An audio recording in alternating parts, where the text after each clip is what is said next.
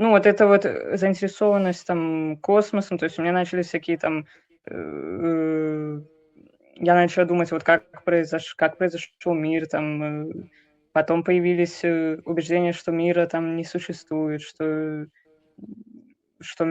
там, допустим, мир вижу только я, что других людей нету, м, То есть что людей нет, людей нет. да. Вот тут на Земле нет людей.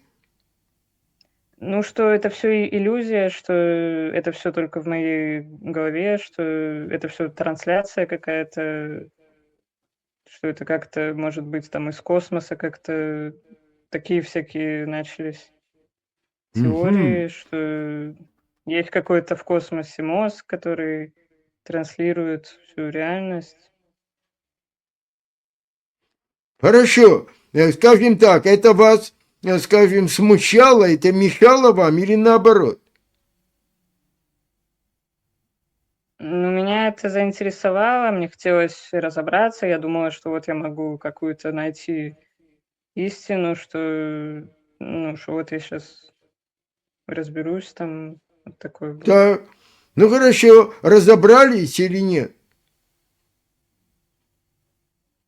Ну, вот получается, у меня это где-то было где-то год, и у меня просто это постепенно начало сходить на нет. Я перестала этим интересоваться.